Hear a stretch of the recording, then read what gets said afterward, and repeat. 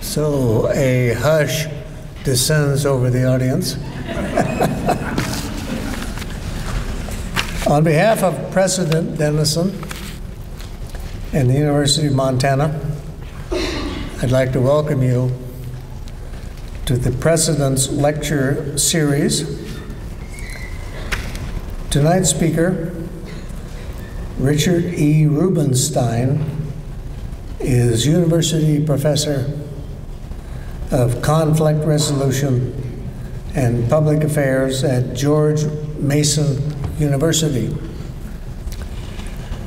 He is a current faculty member and former director of George Mason's Institute of Conflict Analysis and Resolution, the nation's oldest and largest academic graduate program in conflict studies. Professor Rubenstein is a leading authority on religious conflict, terrorism, American foreign policy, and methods of resolving serious international and domestic disputes. He has lectured throughout the United States and Europe on topics ranging from the philosophy and practice of conflict resolution to the war on terrorism and the current conflict in Iraq. He has written 7 books, the latest being Thus Saith the Lord, the revolutionary moral vision of Isaiah and Jeremiah, published in 2006. After his presentation, Professor Rubenstein will take questions from the audience. Please use the microphones set up in the aisles for this purpose, and be sure to identify yourself first. Please welcome Professor Richard Rubenstein.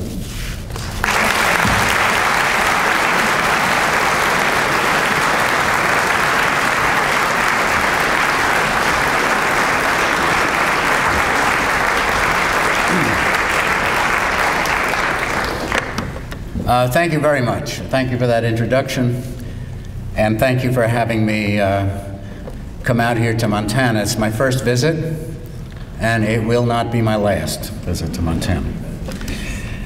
It's a great honor to have been asked to deliver this year's first Ezio Cappadocia Memorial Lecture on Politics and History at the University of Montana. I'm grateful to Professor Richard Drake, Chair of the History Department, for inviting me to visit and to protect him. I want to say that my views do not necessarily represent those of Professor Drake or the History Department. And I also want to thank Professors Laura Pengelly Drake and Kyle Volk, Terry Widener, Robert Green, and Paul Haber for making me feel so much at home here in Missoula. It's been a real pleasure to meet Mrs. Helen Cappadocia, a bold, imaginative, and generous spirit who makes these lectures possible and who has mounted a wonderful exhibit at the museum, which I hope many of you will go to see. And I would like to acknowledge also the great help provided by Kathy Zeiler of the President's Office in making all the arrangements for this visit. At this point, if I thank my wife and children, I'll be giving an Oscar acceptance speech. But let me also bring you greetings from my academic home, the Institute for Conflict Analysis and Resolution, ICAR, as we call it, at George Mason University. ICAR is a place which has at the moment about 300 graduate students and 20 professors, as well as an undergraduate program of people who are studying protracted violent conflicts with the aim of trying to understand them better so that better means of resolving them peacefully can be developed. A wonderful place to work. And I hope that you will, some of you at least, will come and visit us when you're in Washington, D.C. Lots of interesting activities there, and after the lecture I'll give the website and other information to anybody who may be interested. During the past several decades, a number of us at the Institute have become interested in exploring a subject that still remains baffling in many ways to scholars and to policymakers alike: the reappearance of religion as a major factor in conflicts around the world. The reappearance of religion as a major factor in conflict has been, to put it mildly, a surprise, both to the Academy and to people in public office. When the Iranian Revolution began in 1978, when it triumphed in 1978, few people suspected that it would become the first mass-based religious revolution since the British Revolution of the 17th century. Nor did we suspect, even after Khomeini's triumph in Iran, that there would be a great outburst of sectarian strife and religious passion in the Islamic world, that there would be an outburst of Hindu nationalism in India, that militant religious movements would arise among Palestinians and Jews in the Middle East, or that Muslim and Christian conflict would become a major feature of political life in Africa or in Southeast Asia. Nor did we predict the emergence of fundamentalist Christianity as a major factor in American politics or in Western politics. One reason for this surprise, I think, was that we were blinded by our own theories.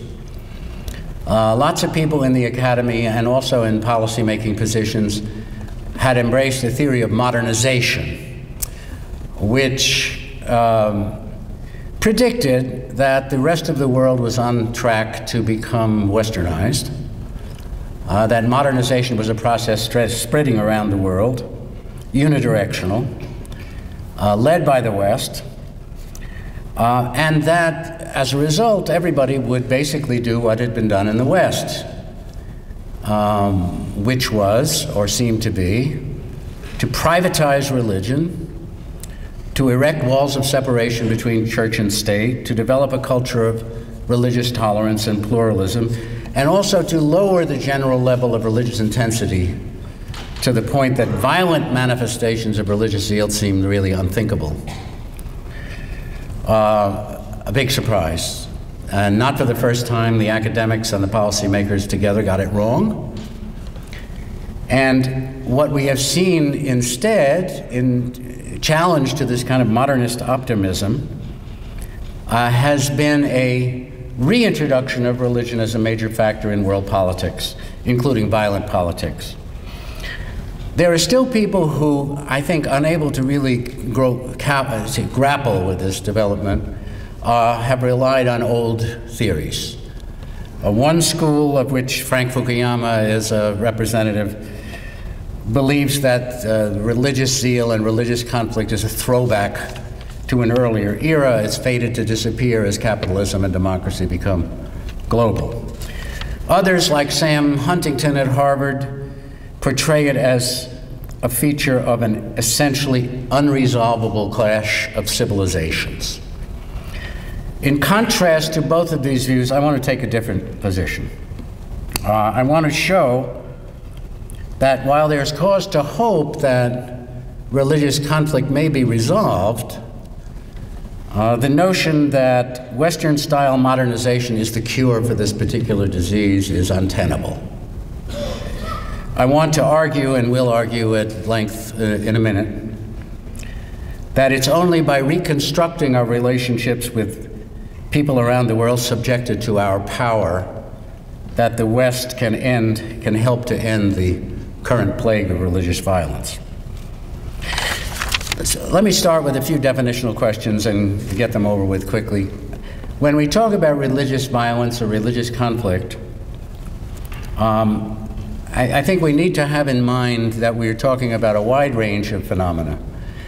We can think about this as taking place on a spectrum of conflict. On one side of the spectrum, there are conflicts in which the parties are given religious names.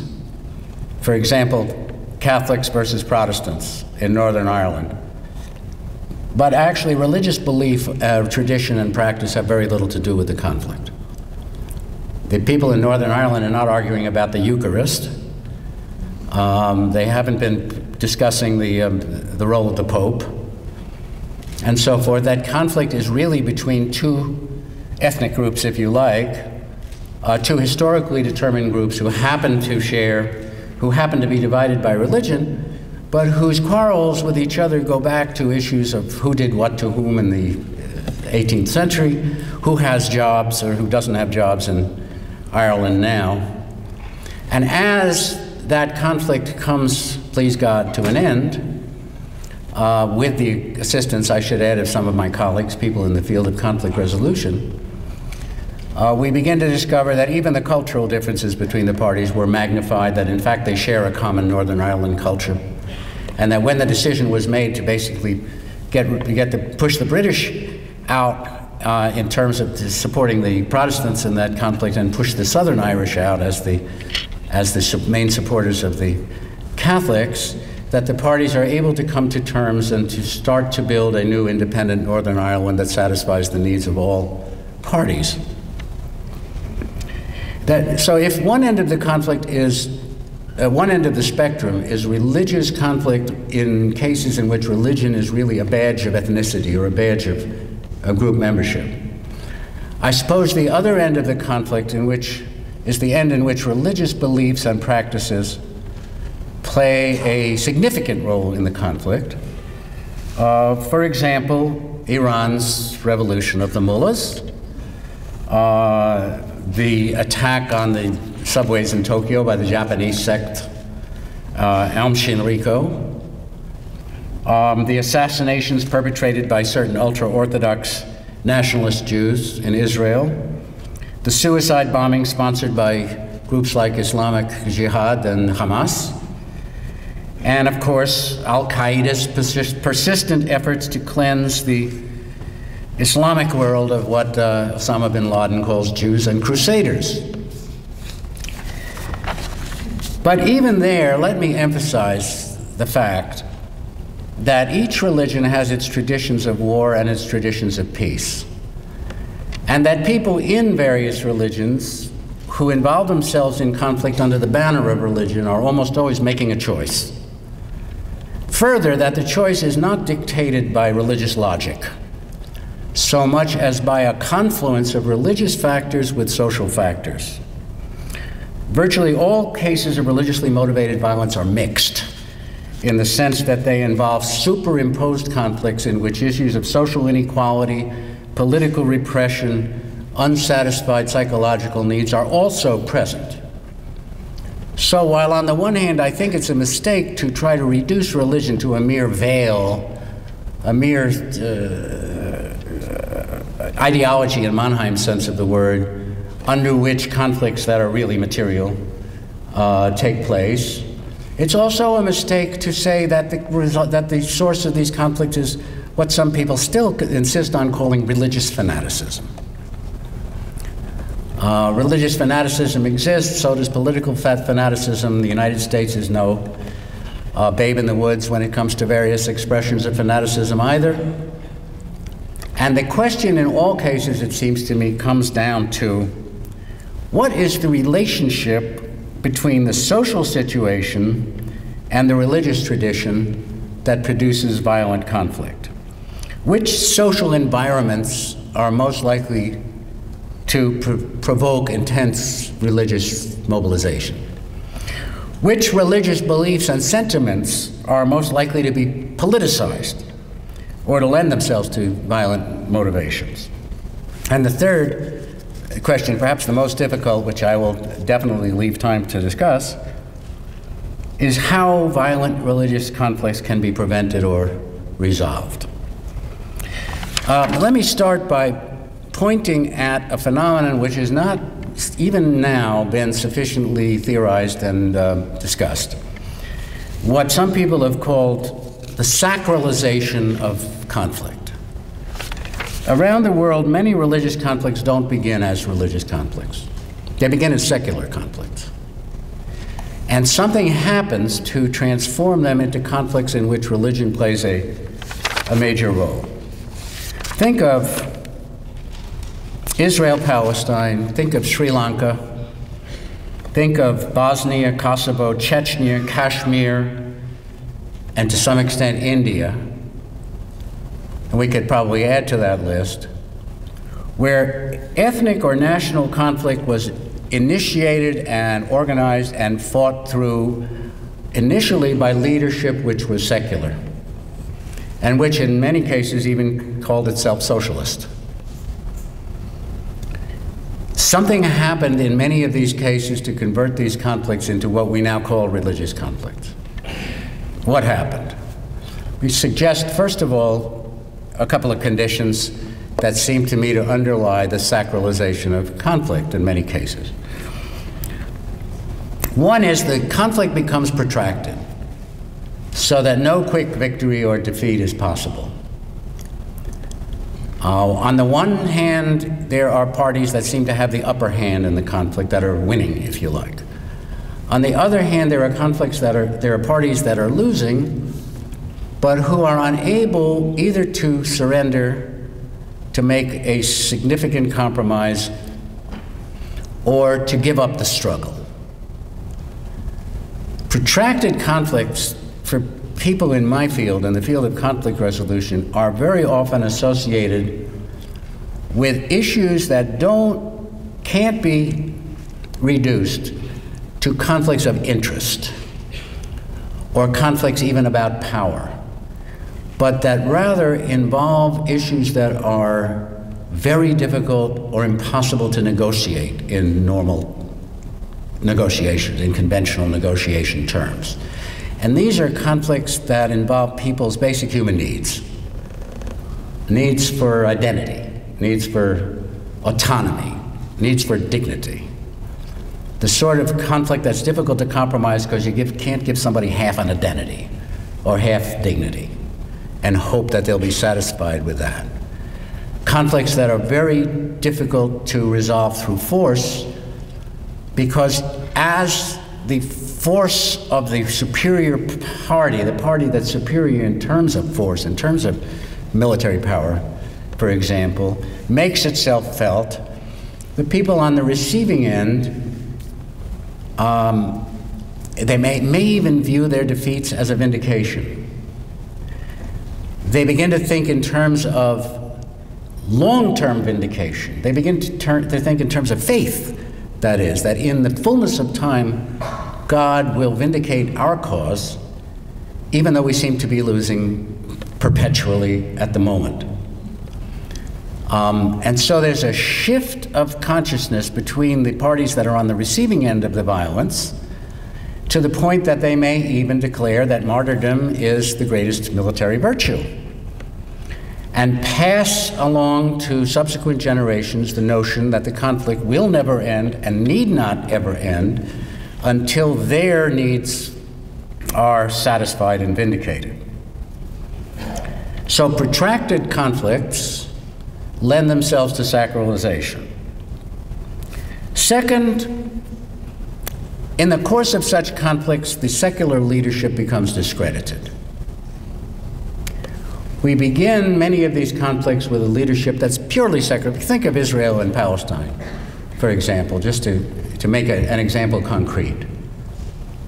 When I was younger and studying the Israel-Palestine conflict, we were talking about a conflict between the Israeli Labor Party and its supporters, which declared itself socialist and secularist, firmly, militantly secularist, if not so militantly socialist, and a Palestinian opposition, which was, if anything, more socialist and equally secularist, led by figures like Yasser Arafat of the Palestine Liberation Organization. In the course of that conflict, and in particular after the 1967 war, we saw two remarkable things happen, and happen simultaneously. On the Israeli side, we saw the emergence of an ultra-nationalist, ultra-Orthodox, religiously oriented, militantly nationalist movement, composed really, in some cases, of people who before that time had believed that Zionism itself was not religiously kosher. Now, all of a sudden, they're part of the Israeli political scene, and although a minority, a very important part of the Israeli political scene. And simultaneously, on the other side, we see the emergence of Islamic Jihad and Hamas and other groups which are now expressing the Palestinians' ambitions for national self-determination, etc., in religious terms, are making common cause with religious allies outside the area, and which, of course, ironically enough, owe their origins in some cases to a decision by the Israelis to support the religious alternative to secular, militant secular opposition to the State of Israel. A familiar irony to those of us who remember what the United States did in Afghanistan. That is to say, supporting the religious alternative to Soviet and pro-Soviet forces, secular forces in Afghanistan. When the secular leadership becomes discredited, and it becomes discredited in many ways, it becomes discredited because it may be corrupt. It becomes discredited because there are disasters that occur to the people and it doesn't respond in an adequate way to disasters. It becomes discredited because it makes corrupt compromises, or at least compromises which many of its followers consider corrupt, with the opposition. It becomes discredited because it's isolated and because it is unable to organize opposition across the lines of class and nationality, of ethnicity, of regionality. Whereas the religious leadership says, we represent all the faithful. We don't care what class they're in. We don't care what region. We don't care what race. We don't care what ethnic group. If you share the faith, you're part of our movement, which gives the religious movement some serious advantages. So, if we have protracted conflicts, which again are conflicts in which people's basic human needs and core values are implicated, not just their interests, and if people's identities are defined, at least in part, by their religious affiliation, threats to this identity can make the religious component of the conflict salient or even total. Therefore, we need to ask ourselves, it seems to me, what are the sources of protracted conflict around the world? How can we contextualize the struggle, the kind of struggle which I've been talking about very briefly in terms of the Middle East, but which is also taking place elsewhere in the world, in which conflicts move from being conducted by secular authorities under secular leadership, and even under the banner of secular philosophies like socialism, they move into the religious realm. Some people have said that the source of such conflicts is globalization. That the fact that the world is becoming more of an interdependent entity, that we are developing in many ways one world in place of many, has threatened people's identities around the globe, and that those threats to identity are producing all sorts of reactions, including the religious reaction. But I want to be more specific than that. I don't want to talk about globalization in such general terms. I think the terms are too general, and I think those terms let us off the hook in some important ways. I want to talk about imperialism, about empire building. So let me take you back for a minute to the first conflict that I know of, that's been written up, at least, as involving a religious terrorist response to an outside occupation. And that's the Maccabean conflict. If those of you who know the book of the Maccabees, an apocryphal book, but with a lot of historical validity, will remember that there was a time about in the 2nd century BCE when the Greek Empire, the successors of Alexander the Great, tried to colonize the Middle East, and in which Antiochus Epiphanes, the Greek general, brought Greek culture both with force of arms, with trade, and with cultural penetration to the land of Israel. At a certain point, a Greek tax collector, a Greek official, appeared with a Jewish collaborator, since there were lots of Jews at the time who were very interested in Greek culture and thought that the alliance with Greece was a good idea, especially the very wealthy Jews who were benefiting from the Greek connection. They came to the town of Modin outside Jerusalem, a hill town.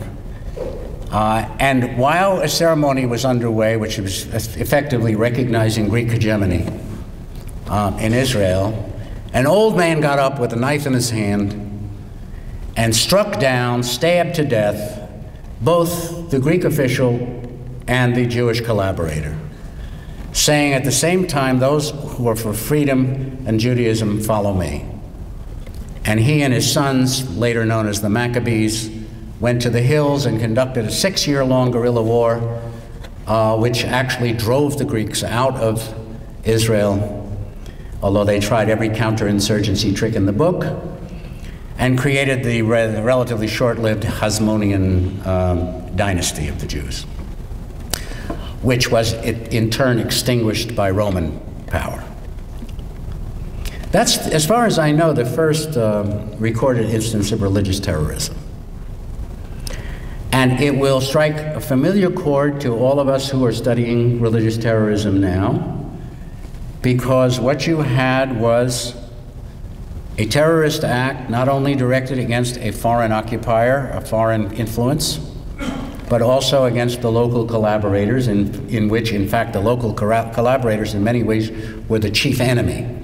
And if you take a look at William R. Polk's new book called Violent Politics, a wonderful book by Polk, a history of insurgency, of U.S. involvement in insurgencies from the American Revolution on, you'll see Polk arguing that the main enemy in some ways in this sort of insurgency, in this sort of terrorism, is always the near enemy, rather than the far enemy. It's always the local collaborators. Secondly, if you look closely at that conflict, you'll see that the religious values being defended were what we would call today fundamentalist. These were Jews who were resisting not only Greek power coming from abroad externally, but resisting Greek cultural influences. This was a time at which hip Jewish middle-class or upper-class families were sending their children to wrestle naked in the gymnasium and sending them to study Plato and Aristotle in schools. Fundamentalists didn't like that any more than modern fundamentalists like some things that the United States represents around the world.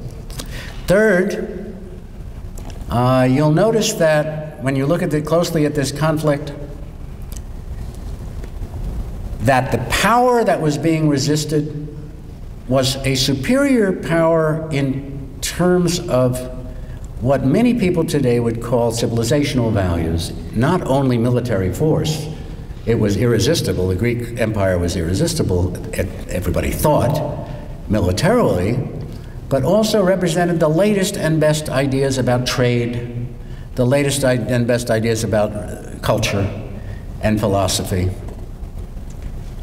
And finally, looking at this, you'll notice something quite unusual and interesting, which has not been generally noticed, but now that we're living in the age that we're living in, we can recognize it, that the people who joined the resistance, the people who joined this insurgency, which seemed hopelessly outgunned and outmanned by Greek power and Greek cultural superiority, were people in many cases who had been tempted by that culture and who had collaborated with the Greeks. Because what the religious resistance to this imperial penetration was offering people was not merely a way of mobilizing against what seemed to be superior power, not merely a way of organizing people across class, race, and other division lines, but also a way of helping people deal with the sense of guilt and shame that they had from having been so strongly tempted by the values of the advanced culture and having collaborated with foreigners to oppress their own people,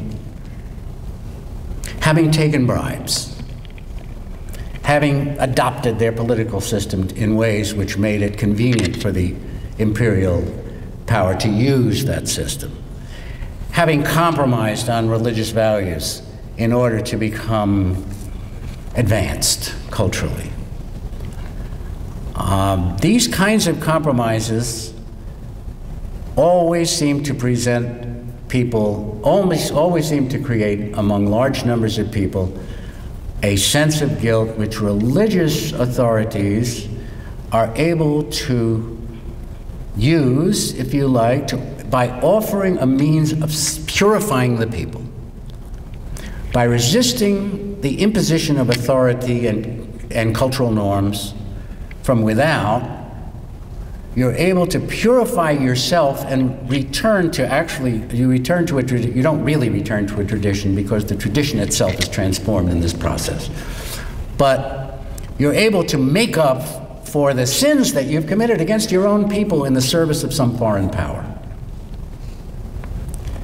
And so, when I read about the Maccabean revolt, it became less mysterious to me that the followers of Osama bin Laden, who committed the atrocities of September 11th, 2001, had spent time before doing that in Florida doing things like going to strip bars.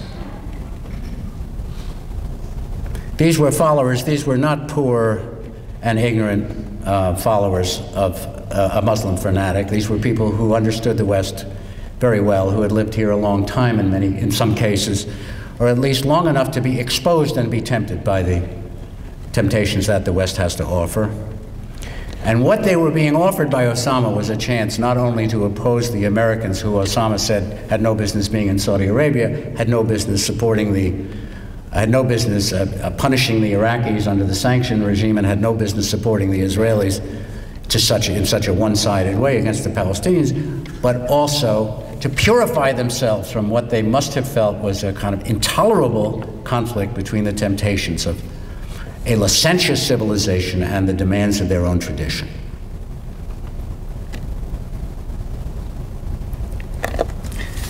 So, we have, in the case of the Maccabean revolt, not only a desecration, but a series of temptations to which many people have yielded, and as a result, the great celebration of the liberation of Israel from Hellenistic rule, Hanukkah, the holiday Hanukkah, is the festival of purification. It's a festival of rededication, but also a festival of purification. And I think that we make a big mistake in underestimating the longing of people around the world for purification from what they consider sinful and desecrating behavior.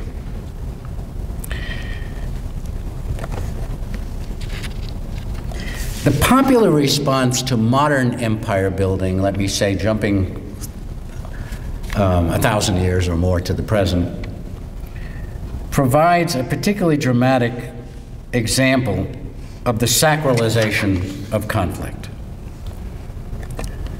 Modern empires, even more than ancient empires, tend to produce radical and socio-economic and cultural transformations in societies subject to their power.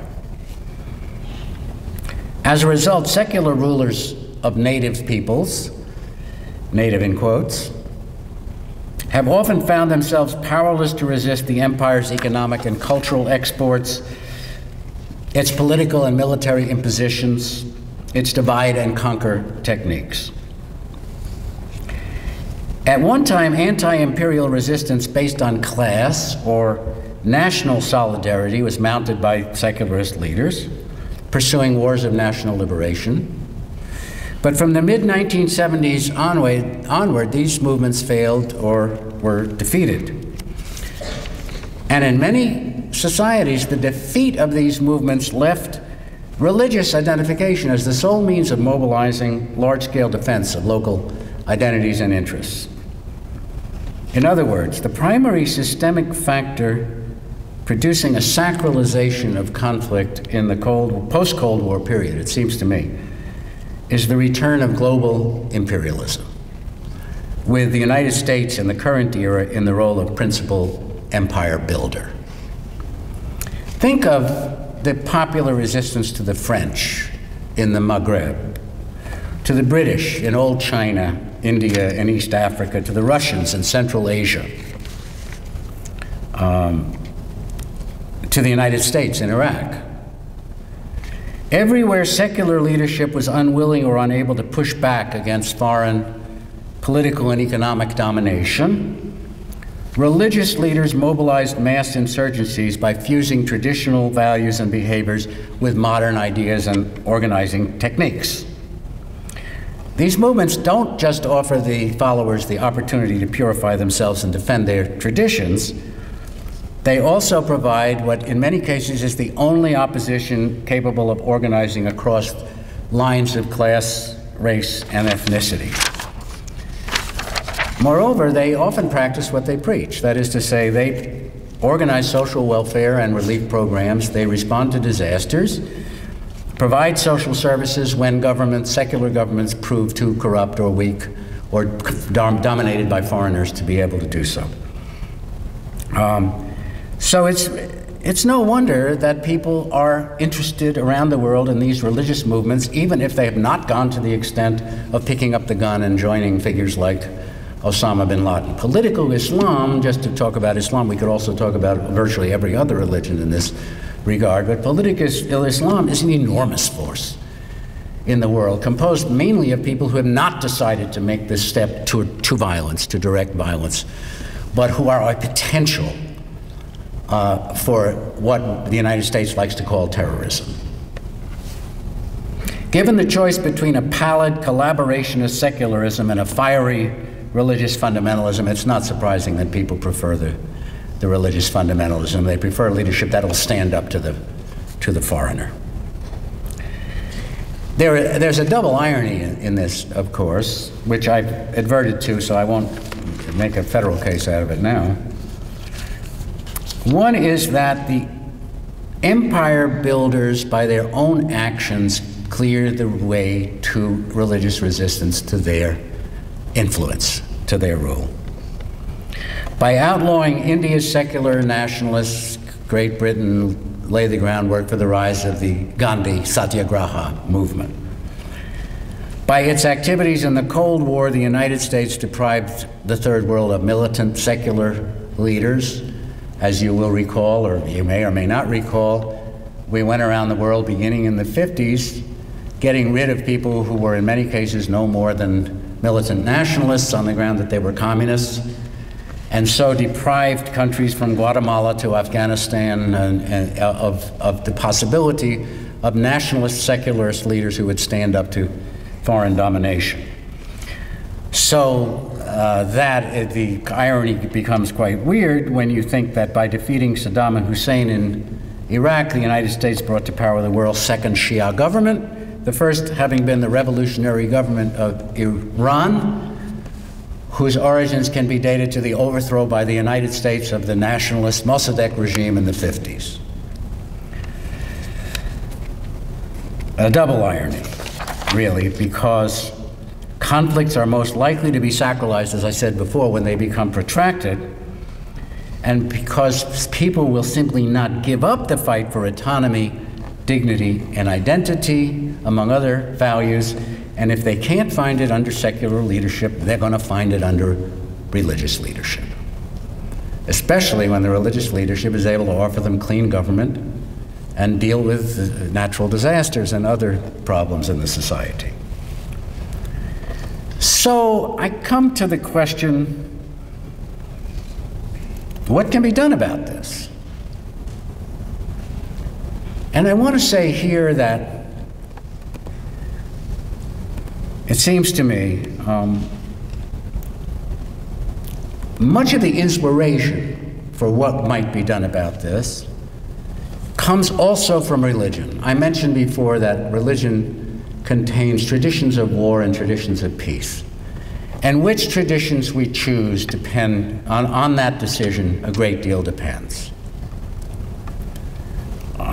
I just finished a book on or a couple of years ago, finished a book on the Hebrew prophets, especially Isaiah and Jeremiah, because it seems to me that especially in the prophets, we get the outlines of an alternative to the imperial and neo-imperial regime that we've been living with for so long. That's where we get the idea of an alternative, originally, from the prophets. And although it's taken many forms since, including secular forms, it's healthy, especially it's healthy for people in a country that prides itself on being religious and whose leaders are constantly talking about how religious they are, to go back to a couple of the books of the Bible that none of them seem to have read or taken seriously.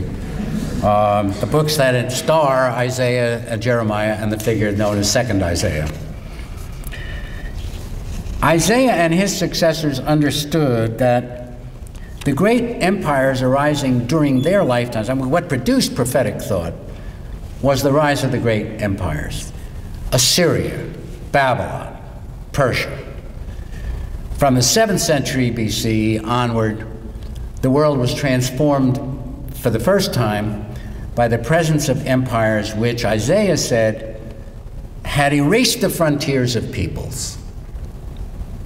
And it's clear reading Isaiah, and it's perfectly clear, I think, reading the throne vision in which he sees God seated on a high throne with his head basically in the sky, in the position of being the King of Kings, the Emperor of Emperors, and having his praises sung by seraphs, by winged figures. That God is envisioning, that Isaiah is envisioning God as an emperor. And that he's also, at the same time, envisioning the possibility of a world community, a community in which frontiers have been erased. And he goes on to say that this would be a community in which nations would settle their differences by arbitration and mediation. In Jerusalem, he says.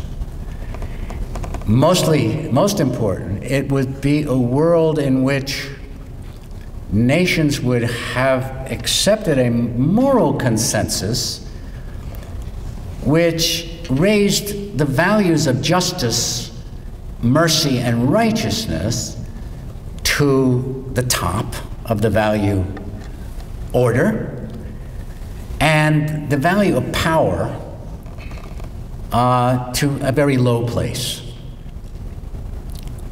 If it hadn't been for the rise of the Assyrian emperors to begin with, I'm not sure that Isaiah would ever have dreamed of a world that was in effect one world.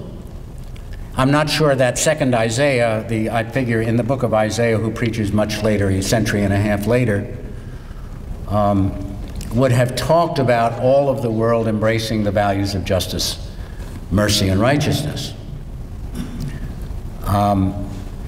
But the genius of the prophets, in particular, I think Isaiah and Jeremiah, was to see first that such a world might indeed be possible.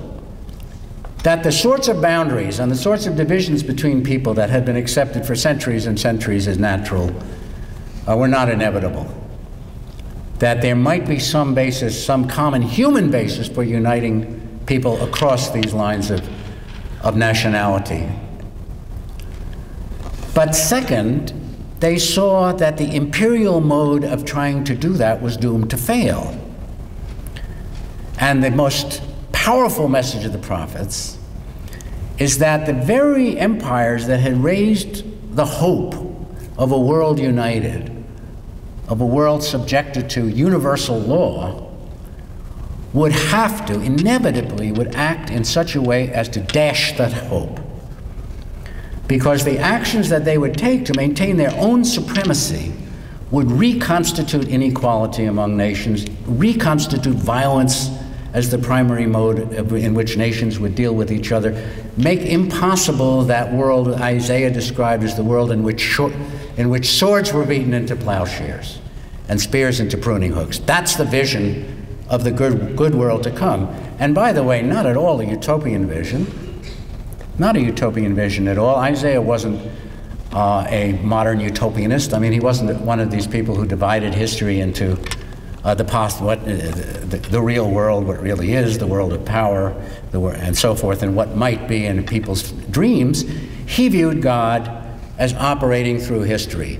And if God could have transformed the world to the extent that he had already transformed it even in his own time, and Jeremiah agreed, there was no end to the transformation possible.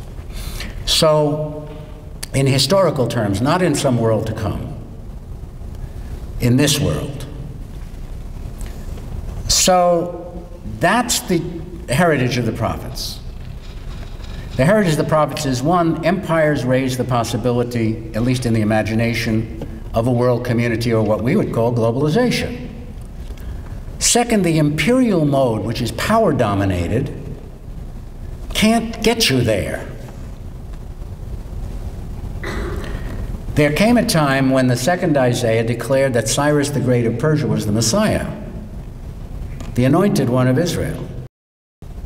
Cyrus, who was the good Persian, the practitioner of what some people today would call soft power or smart power, decided to let all the captives go home after he took over the Persian Empire, which was the greatest empire the world had ever seen, and which, by the way, was maybe the greatest empire in world history. All Alexander did was basically, Alexander the Great was basically reconquer that empire. He let the captives go home. And when Isaiah of Jerusalem saw that, he said, Cyrus is the anointed one of Jehovah. That was a mistake.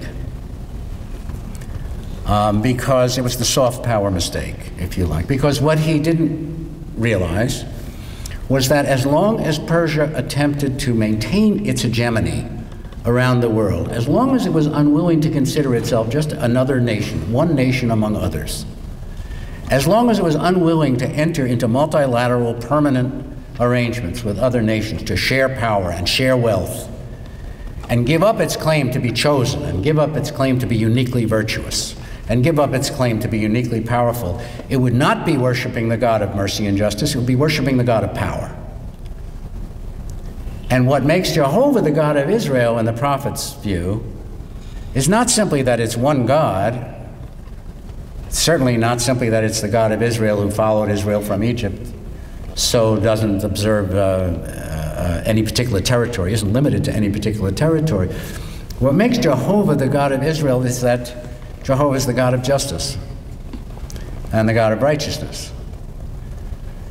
What makes Baal and Marduk and the others not gods, according to Jeremiah, and Jeremiah calls them no gods, is that they're merely personifications of worldly power. They raise to the level of the deity the values of worldly power, the values of domination, the values of wealth, the values of privilege, the values of pleasure for pleasure's sake. And that's idolatry. John McCain didn't realize that he was committing idolatry in his convention speech. when he said, in a very touching and moving conclusion of that speech, talking about his imprisonment in Vietnam, a situation in which he underwent a transformation, in which he decided he wasn't so tough after all, as you recall from that speech, in which he decided he was not just an individual out for his own sake, but there was something bigger than him, something more important than his own toughness and his own individuality. McCain said, "My country saved me." That was the punchline of the speech. And when he said, "My country saved me," I'm sure he did not realize that he was putting country in the place of humanity. And not only that, he was putting country in the place of God. Salvation comes from God. For a religious person, salvation doesn't come from the nation.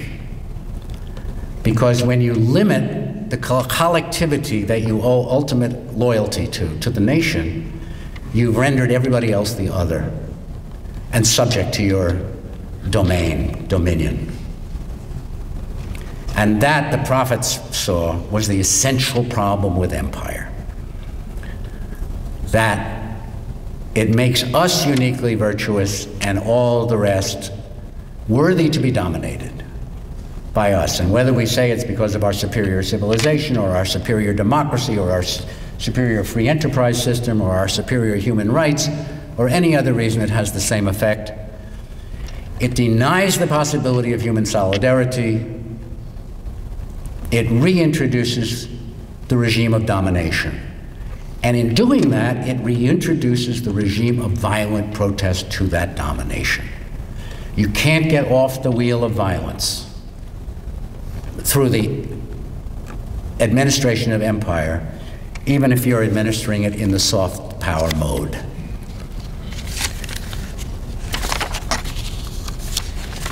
So where does this leave us? It seems to me it leaves us with a few lessons that I can only advert to quickly before I'm totally out of time.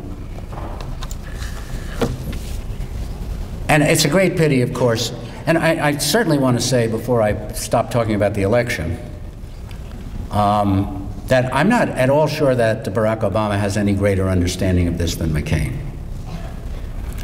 Especially during an election year, it's so hard to get anybody to think about empire. Because why? Because the Republicans like it and the Democrats are afraid that they might be deemed unpatriotic if they talk about it. So we're not having a discussion now. Maybe that's just the way it is and I should stop complaining about it, as my wife says. But it's a discussion that we're going to have later as soon as whoever is elected president is elected. We need to have the discussion. We desperately need to have the discussion. The first element of the discussion is, so what are the alternatives to an imperial and neo-imperial model of world order? The assumptions that we're going on are assumptions like this. If we leave Iraq, the people there will automatically fall on each other, go at each other's throats, and there'll be the worst bloodbath that anybody has ever seen. We have to stay in Iraq to provide law and order, to provide a framework within an Iraqi state can be governed. Well, I'm sorry, it's just never been the case. It's not the case. The Iraqis are a very civilized people. They have great and long-lasting traditions of methods of resolving conflict.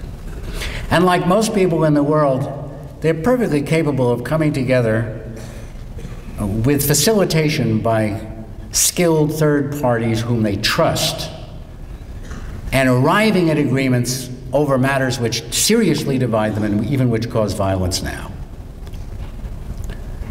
In the same way, if you like, that George Mitchell brought the Catholics and Protestants together to arrive at the Good Friday Agreement in Northern Ireland.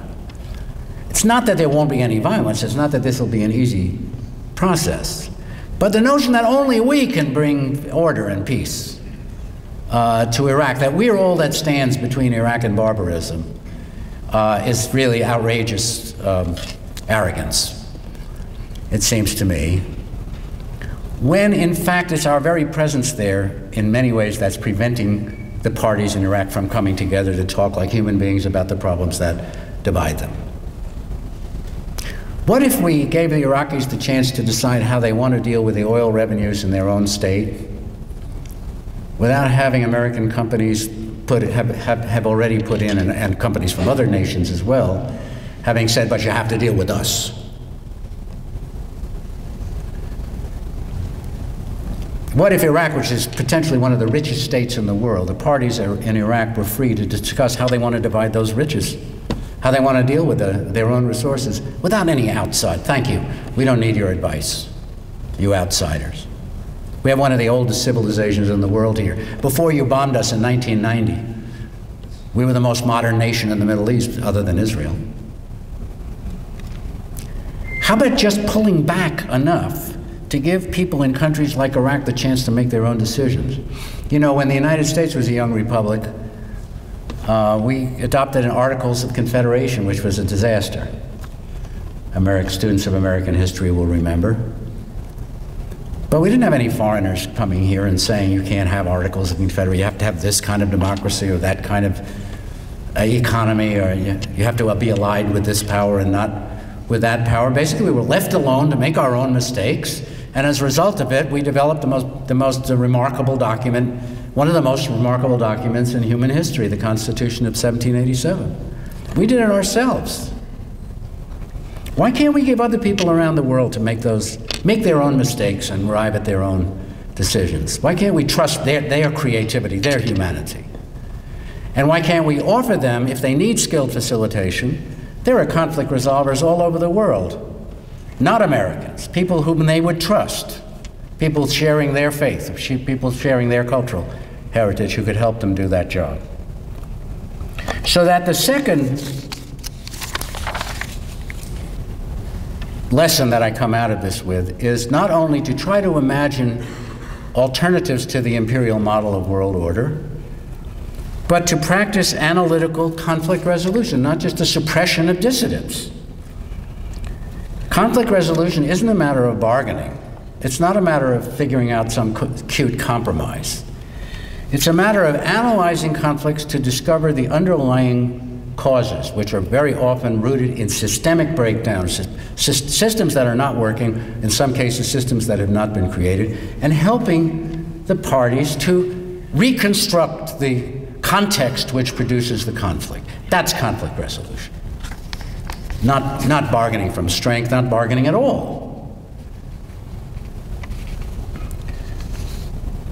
So I think we need to intensify our efforts, whoever gets to be the next president. That coercive responses just inflame conflicts most of the time. It's not that coercion can never be used or never works. Every now and then in history it's necessary. But that most of the times, especially when we're dealing with an empire confronting its subjects, coercive responses only inflame conflicts, and there are creative, practical alternatives that are possible, which will, for example, not leave the United States bereft of oil, but which will actually act to secure American interests better than current policies are doing. And finally, I think I would love it if somehow we can get the ear of the next president or his or her, I guess his, advisors to talk about globalization in a different kind of way. Because it seems to me what we get from the prophets and also from secular sources is an insight. The most significant movement of our time is the process by virtue of which former strangers around the globe have become neighbors. There is the globalization of capital and all that, which everybody calls globalization, but then there's real globalization.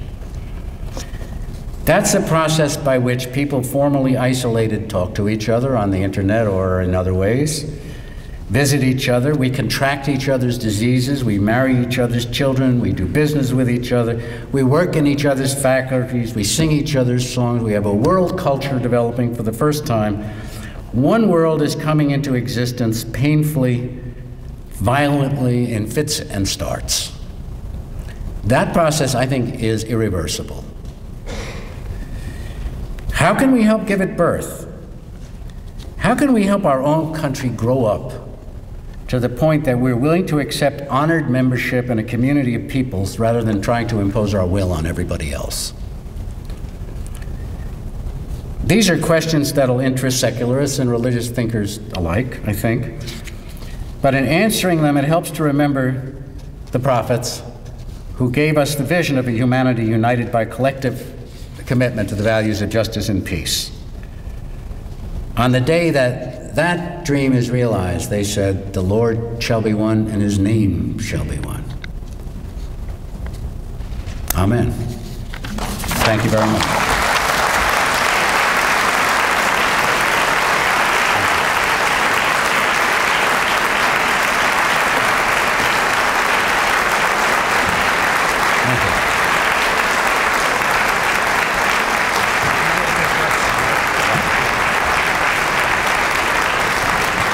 Thank you very much, Professor Rubenstein. He will take questions now, and I think there are microphones. I don't see any, but... That's right, or else shout, you know. Just shout. Shout.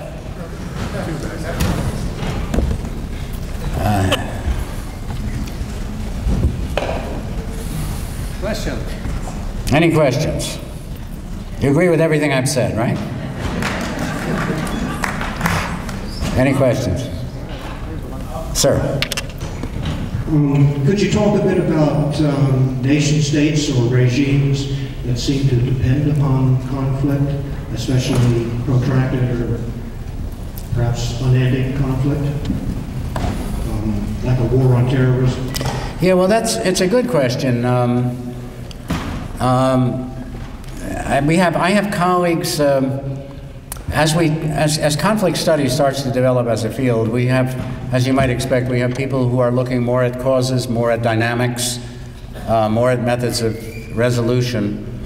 And one of my conflicts in particular, Dennis Sandoli, who wrote a very good book called Capturing the Complexity of Conflict, which we've been kidding about ever since because of the alliteration, talks about conflict as a system, as a self-generating system. That in many cases when conflicts become protracted, it becomes a way of life. The favorite examples of such conflicts are groups like the IRA for a long time, or the Macedonian IMRO, or other terrorist organizations that some of us have studied, which began by having a vision of some sort of revolution that they hoped to bring about, and then at a certain point the revolution turned out to be the struggle itself. And when totally degenerate, those movements became protection rackets and criminal gangs that sustained themselves simply on the basis of crime, so that the political content of the original movement disappeared entirely and became replaced just by individual acquisition. You could certainly say that it seems to me that it's too easy for us to point the finger at the IRA or IMRO or other such organizations without talking about our own country and our own government. And there are questions here which, frankly, bother me a great deal, and should bother everybody, I think, a great deal, which have hardly been talked about at all. In part, I think, because of the fear of liberals that they'll be considered unpatriotic if they raise these issues, and maybe also fear on the part of conservatives that they'll be considered unpatriotic if they raise the issues. There are certain economists, for example, who believe that the United States economy has not become so addicted to oil as it is addicted to weapons. And that without the additional demand supplied by military-industrial companies, the U.S. would never have pulled out of the Great Depression if it hadn't been for World War II, and that a decision was made in the 50s to maintain that defense economy, which used to be called the war economy, But then in an Orwellian transformation, we decided to call the War Department the Defense Department, and so on. And so it goes, with unending increases in the defense budget. And of course, it's not just the defense budget, the military budget that's increased and increased and increased, but the sales of arms to almost everybody in the world. The United States is now the leading exporter of armaments around the world. There isn't even a close second. I suppose China is second, but it's a bad second. There are conflicts around the world in which everybody involved in the conflict has been armed by the United States. And more than one, many conflicts. And so we become we're the merchants of death. The problem that bothers me, it's not just simply the moral question of how can you live with yourself knowing this, it's the economic question. In fact, can our economy survive without what an old friend of mine, Seymour Melman, wrote a book once called Pentagon Socialism,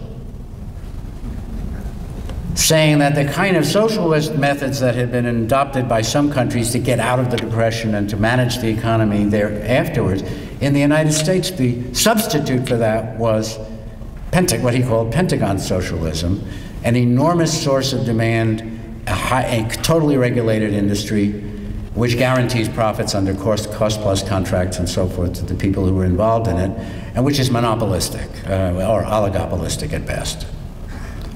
And the question that a lot of us are asking ourselves is, can we live without it?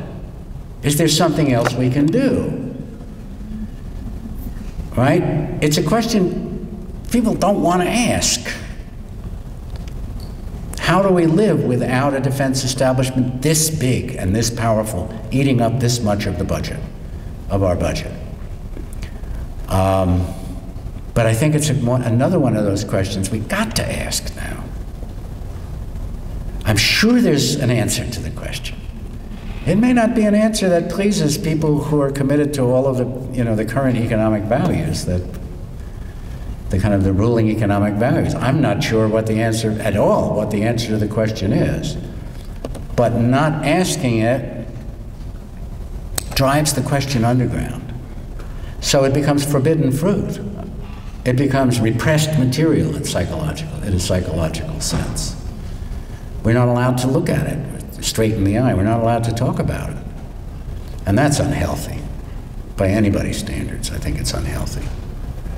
So we're one of those countries, not just the IRA and the IMRO, we're hooked on violence. And getting unhooked is going to be as much of a struggle for us as it is for any addict to get unhooked. Maybe religion will help us. It's helped other addicts. Or some equivalent, or the equivalent of religion. Yeah. I have a question for you.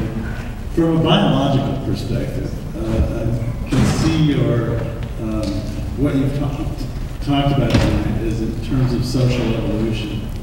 So, based on the prospect that fundamentally humans are animals, and it is our animal behavior that dictates how we evolve into the current social situation where we are, where we have this imperialist model that seems to arise and fall over and over again. And it's simply a matter of strategies for survival. And so if we look at that, and the strategies, our decisions aren't always the logical or best decisions, but they're the decisions that we make sort of impulsively, or perhaps wired into our genome, because that's our best strategy for survival. And when you talk about, for example, about the secularization or religious transformation of conflicts, perhaps that's just a simple strategy for that party in the conflict to survive. So if we fast forward now 1,000 years and look at this as an evolutionary model and replace imperialism with something else, what does that look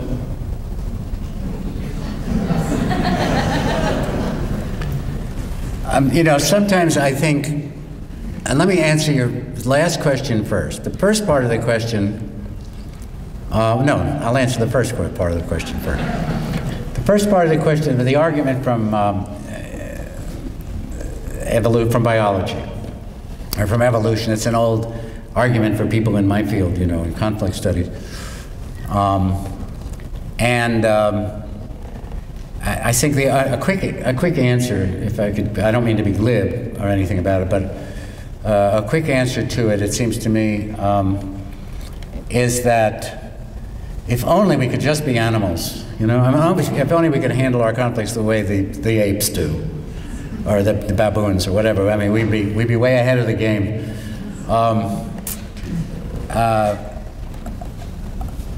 We are animals, all right, and we're very complicated animals. I mean, we're such complicated animals that a new study that was written up in the papers just a few days ago suggests that if you get people under laboratory conditions, this is a social psychological experiment, and you ask them, how much do you care about, I don't know, the U.S. has gone into Afghanistan and tried to find terrorists and bomb them, but they've killed a lot of civilians by mistake, you know, collateral damage. Or Iraq, in which the collateral damage rate is, of course, much higher. Now, how much do you care about that?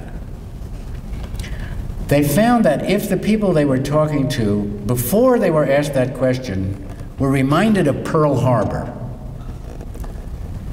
they didn't care at all. Or they care very little about what happened to those folks who got bombed by mistake. Either by mistake or inevitably, depending on how you look at it. Whereas if they were reminded of the Holocaust, they cared a great deal. So it wasn't as if their animal nature was dictating kind of one sort of response or another. It was rather that what they considered to be necessary for survival and how they link their own survival needs with the survival needs of other people in the world depended upon the cultural conditioning of the question, which I think could convince you that we're awfully manipulable, and you know, you could look at this in the bad way, or you could say there's a great deal of hope in that, because we are not being driven by some kind of primitive survival need to do all of the wretched things that we're doing around the world. The whole idea of nature red and tooth and claw, I think anyway, has been gravely damaged when applied to human beings by biologists like Stephen Jay Gould and others who have insisted that in the course of evolution in general, but human evolution in particular, cooperation, symbiotic relationships in general and so forth, play a much more important role in our evolution than war does. Most of human history, after all, I mean, if you want to just look at the wars and call that your history, you can do it. But most of human history is a history of what the anthropologists call acculturation, peaceful accommodation, people getting along. Wars are not the rule, even though there have been a hell of a lot of them, especially since the 20th century. They're still the exception. And for the last part of the question, what kinds of alternatives are there? I find myself thinking along these lines. The social theorists that I admire the most, people like Marx and Weber and others, didn't make up the alternative society out of whole cloth. They didn't just manufacture it out of their dreams. They looked at trends in existing society and they projected them, and they said, if these trends are, if we choose to go in this direction, we'll have this kind of society. If we choose to go in that direction, we'll have a different kind of society. And I find myself, in thinking about this, looking more and more at people's relationships that are private, that are, at least in the way we categorize things these days between private and public, that are private or communal. And I'm not advocating communalism or privatizing everything, but I'm saying that people in their personal relationships even in their group relationships in smaller communities, sometimes even in larger communities, are capable of devising methods of living together, creative methods of living together, that are a big surprise to people who think we're fated to be viciously violent and competitive no matter how we do it, and always, at all times, etc., that it's in our nature. The alternative to imperialism is love. It's a good marriage. Don't tell me that we have to have power over one another. I wouldn't have been with my wife as long as I'd been if it was a question of one of us having power over the other. And you might say, oh, well, that's just personal relations. That has nothing to do, but it has everything to do with how we are going to live as a people. The idea that you abolish that you lose the learning that you've done, that you lose what you know about relationships that you've developed in private and in your own community, as soon as you move on to a larger stage, is a fiction perpetrated by people who benefit from your thinking that way. If they're going to call this utopian, if they're going to say you can't translate into macro political terms the kinds of valued human relationships that make life worth living on a smaller scale, there's only one person who benefits from that. And it's the people who own it and run it now. I think that the idea that we're capable of loving each other on a large scale is as revolutionary an idea as it was when Jesus first pronounced it, and as offensive to the holders of power as it was then.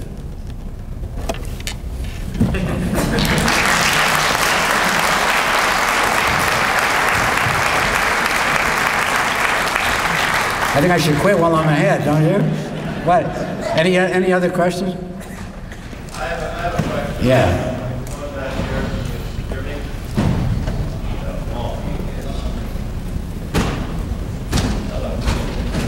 Who's talking?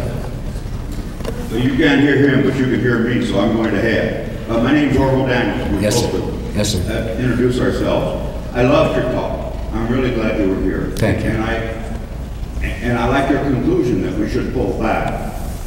But it doesn't seem to me it answers the question that's been on my mind, which is, what do we do about things like the Japanese rape of China, the Uganda thing years ago, the Holocaust, Darfur, Rwanda, all the killing fields of Cambodia, all of the severe human suffering going on around the world and still going on, particularly in Africa.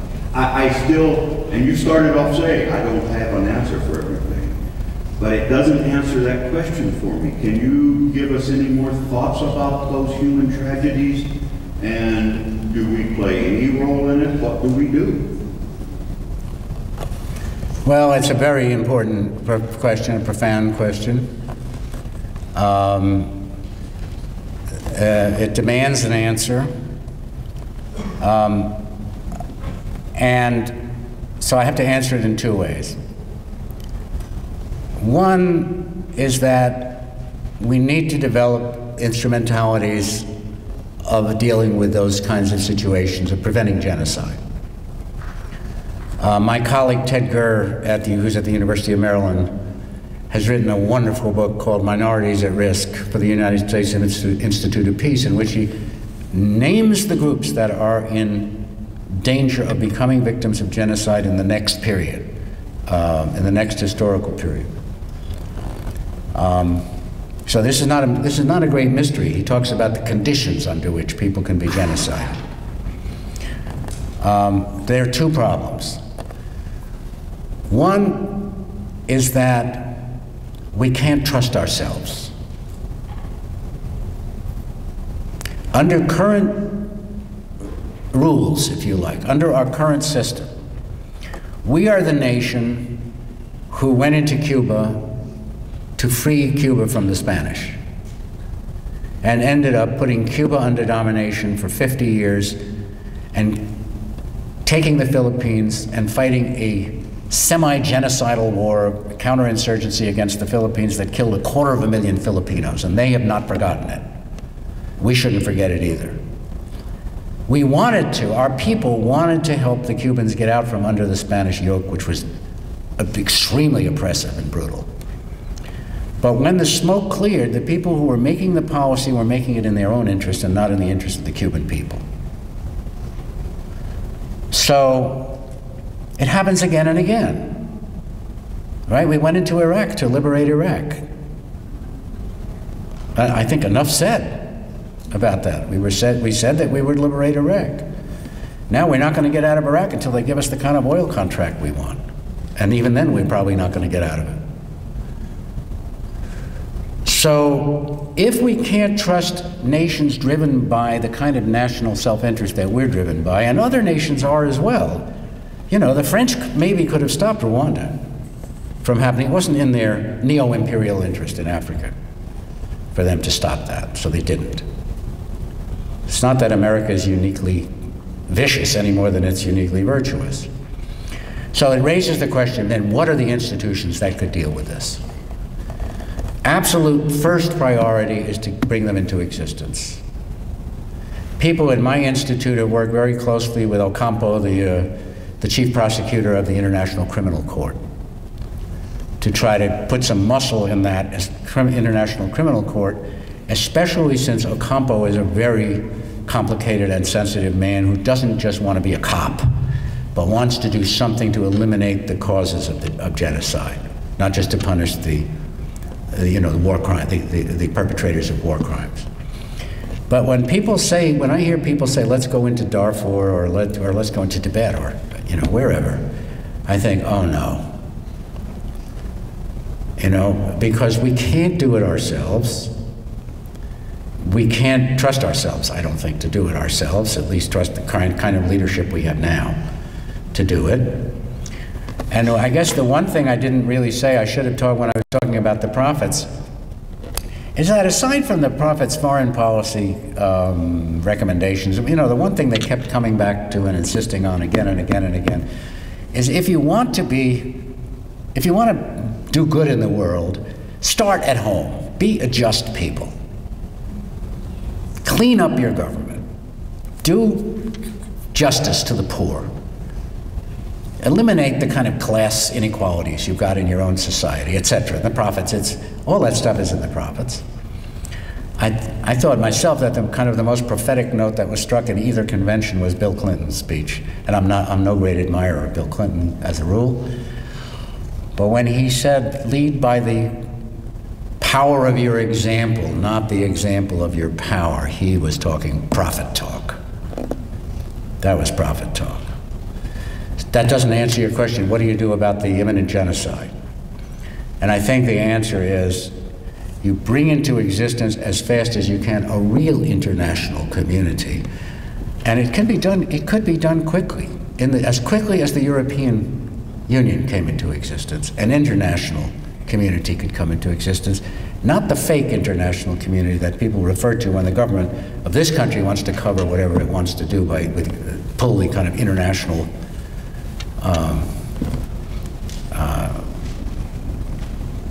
sanction over its own actions. The international community wants this, the international community wants that, and what they're really talking about is a community dominated by a few nations, not an international community at all. How do you do that? Well, UN reform is on the agenda.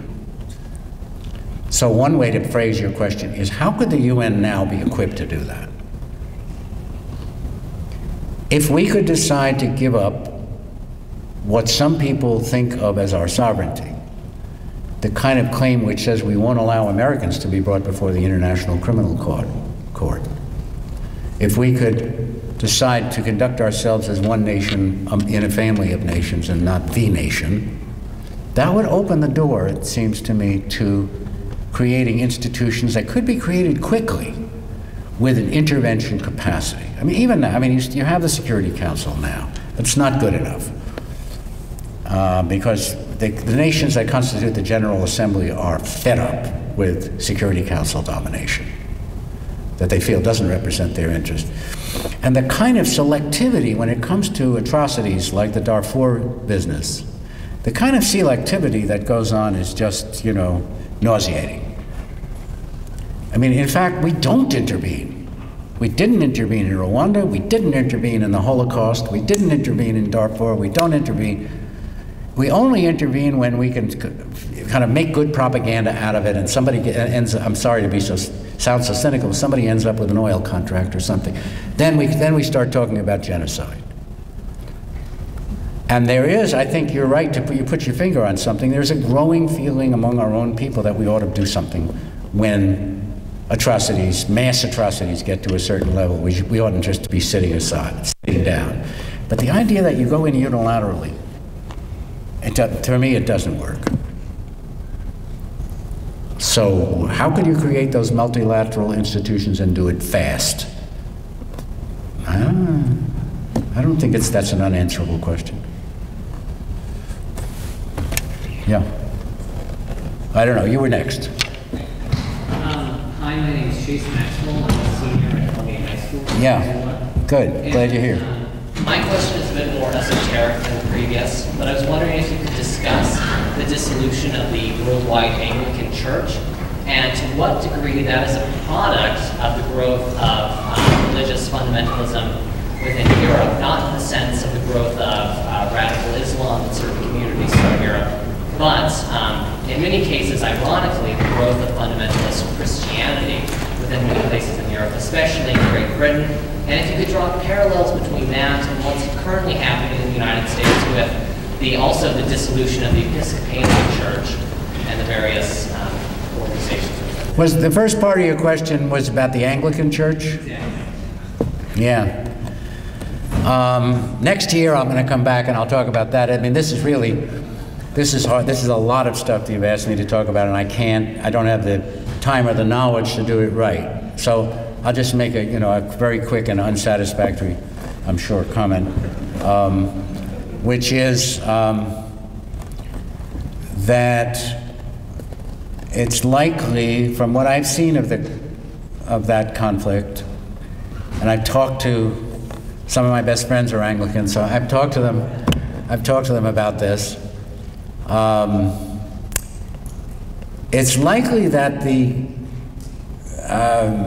religious needs of the African congregations are different from their needs of the Northern European or American congregations. Leave America out of it for a minute.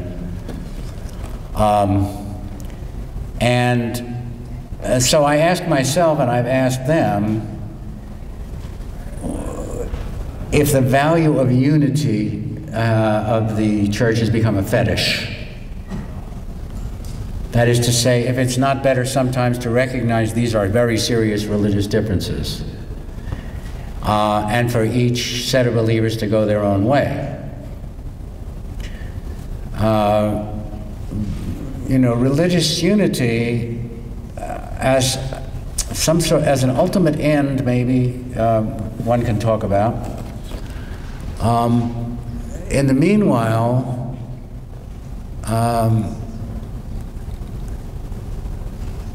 I'm not sure what the problem is in diversity. And I say that because I don't think that the cause of conflict, especially not the cause of violent conflict, isn't diversity. It isn't that people are different, or it isn't that people disagree. It's that they disagree in such a way as to threaten the other with the extinction of some vital interest or need or value. So, if you want to live in a community that considers homosexuality a sin and conduct your life according to those values, as long as you don't tell me how I have to live in my community,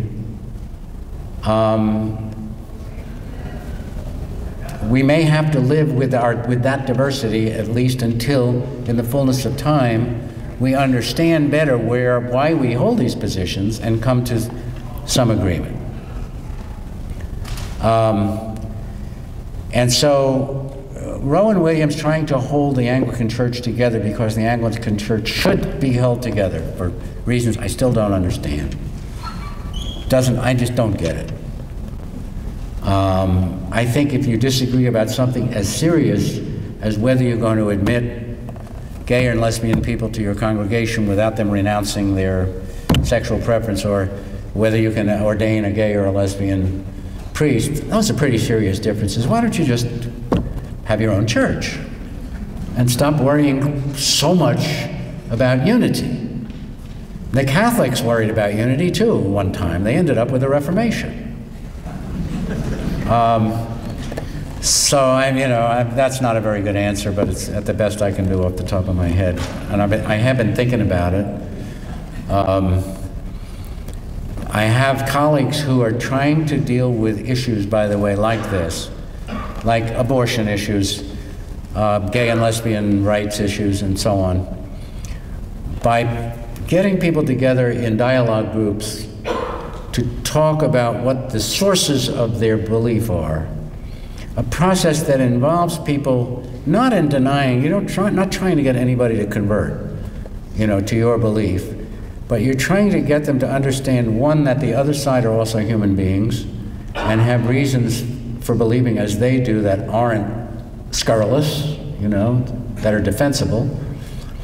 And two, that the belief is not its own cause. That very often people believe things because of those beliefs are tied into other aspects of their lives. The way I was talking before in my talk, I talked about religious conflict being correlated with other conflicts. The religious beliefs are sometimes correlated with other feelings, other sensitivities.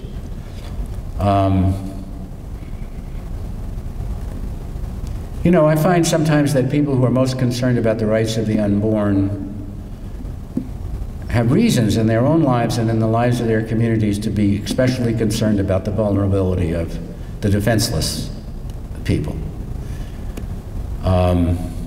Just to give you one example. And that it helps in getting people to sort of explore the basis, the emotional basis and the intellectual basis for their beliefs. It helps them live with people who have different beliefs.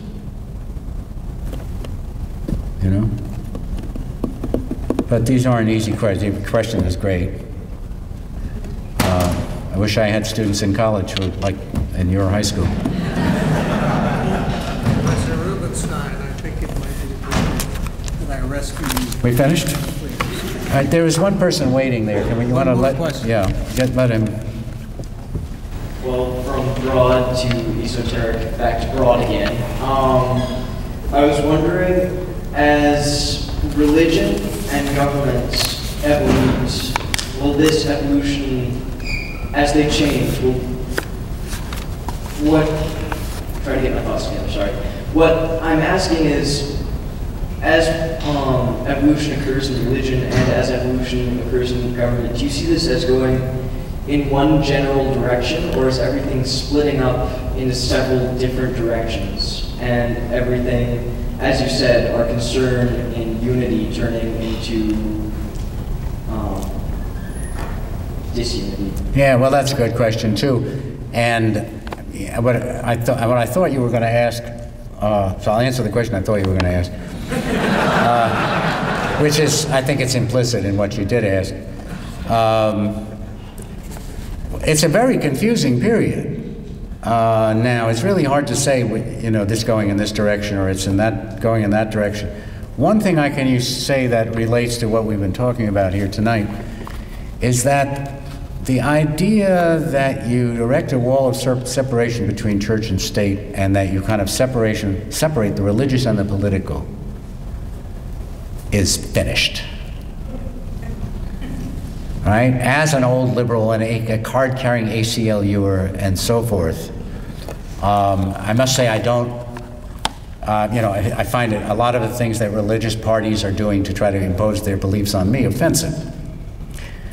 But the idea that you can return to some kind of Enlightenment standard, some kind of 18th century or early 19th century standard, which in a way was a fantasy even then, of pushing religion into the private sphere and having government, political science, hard science, and so forth in the public sphere is one of the great fallacies of modernization that we're now recognizing is a fallacy.